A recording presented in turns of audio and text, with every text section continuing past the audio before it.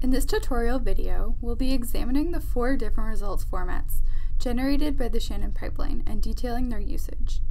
It's assumed that you've executed the Shannon pipeline on the VCF file you've uploaded, and you'd like to learn more about the results you've been presented with.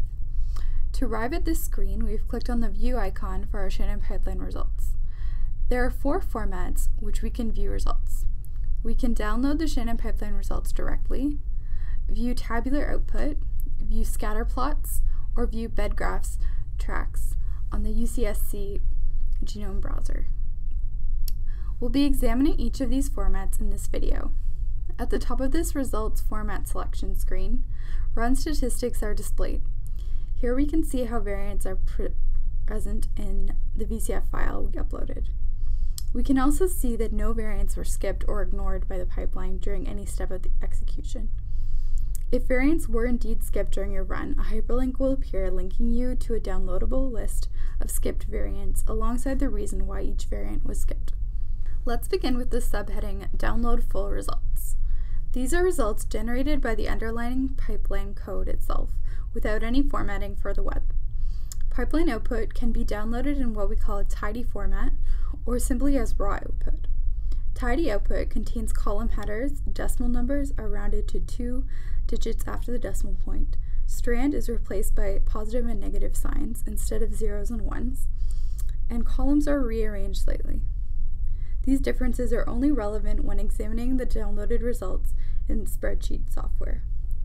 Either filtered or unfiltered output can be downloaded. Unfiltered output will be unaffected by any filters you selected before the run, while filtered output will take them into account. To download any of the files, simply click the appropriate button and your download will be started automatically. This is an example of the tidy output format. These files are too large to be viewed in a web browser, therefore they must instead be downloaded and viewed in spreadsheet software. Unfiltered output is downloaded. It will need to be filtered in spreadsheet software or using another method. But this allows you the freedom to filter pipeline output exactly as you'd like. Let's return to the results page and take a closer look at tabular output. For this example, let's click on View Cryptic Sites Table in Web Browser button.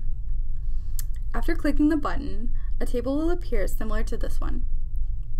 Columns can be sorted by clicking on any of the column headers. It can also be searched in real time by entering a search term in the search box on the upper right of the table. Columns have to be grouped into 6 subsections in order to keep relevant data together. The first of these subsections is splice site location. These columns contain data related to the splice site itself, or more specifically, where it is located in the genome. The second is labeled RA in bits. Here you will find information on the strength of the splice site, both before and after the contribution of the alternate nucleotide or nucleotides. Next we have splice site type and affected gene, followed by dbSNP related data. Cryptic site specific columns appear only when viewing cryptic sites in the table. These fields are not applicable to natural sites. Finally, columns in the submitted variants attributes heading describe the attributes of the variants in the VCF file we uploaded.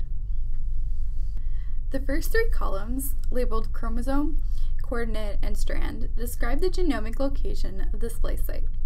Initial RI refers to the binding strength of the splice site in the reference genome. These values are measured in bits, and a higher RI value corresponds to a stronger binding site. After the contribution of the alternate nucleotide or nucleotides is taken into account, we get the final RI value. Delta RI is the change in RI between the initial and final values. A positive delta RI indicates the site has increased in strength, while a negative delta RI indicates a decrease in binding site strength. Under the type column, sites can be either donors or acceptors. Donors are located at the 5' end of the intron, while acceptors are located at the 3' end. Any genes overlapping the variants are listed in the gene name column. RSIDs are determined by examining dbSNP. If no variants are found in this column, then the variant was not found in dbSNP 135. For those variants that are found in dbSNP, the average heterozygosity is displayed in the following column. A cryptic site within a gene can be found either in an exon or an intron. If an indel spans an intron-exon boundary, it is classified as exonic. If a cryptic site is intronic, its location relative to the nearest exon is reported. If a cryptic site is downstream of an exon, it is 3' flanking. Otherwise, it is 5' flanking. The next two columns report the number of base pairs separating the cryptic site and the nearest natural site, as well as the coordinate of the natural site. Next, we can see the RI value of the nearest natural site and whether the final RI is greater or less than that of the nearest natural site. The final four columns simply report information found in the VCF file related to the variant's coordinate, reference or alternate nucleotides, ID, and whether the variant is a single nucleotide substitution or an indel. Returning to the results format selection page, let's take a look at one of the scatter plots by clicking the View Plots button. For this example, let's look at chromosome 22 by clicking the appropriate tab. A plot will be displayed with the final RI on the y-axis and coordinate on the x-axis. There are several features of this plot we'd like to highlight. First, in order to zoom in, click and hold the right mouse button and draw a box containing the area you'd like to examine more closely. Upon releasing the right mouse button, the plot will be zoomed in. Next, if you hover the mouse over the plot point, a tooltip will be displayed containing the ID of the variant. This ID can be used to find the variant within the tabular data or downloadable results. To zoom out, we'll make use of the box located to the left of the plot itself. By clicking on the magnifying glass with the arrow pointing left, the plot will return to its previous level of zoom. Finally, let's upload some bedgraph tracks and examine them in the UCSC genome browser.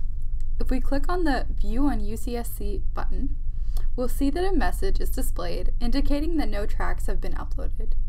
If you've already uploaded tracks from the Shannon pipeline since the last time you closed your browser, you may notice tracks are already present. In that case, we should remove these tracks before uploading new tracks. To do that, click the button Manage Custom Tracks on UCSC and delete the appropriate tracks. Instead of doing that, we could also simply upload new tracks, and they will overwrite any tracks previously uploaded by the Shannon pipeline server. Let's upload the tracks related to the natural sites by clicking the button Add Natural Site Delta RI Track and Add Natural Site Final RI Track. The upload process may take a moment depending on how many variants you've examined.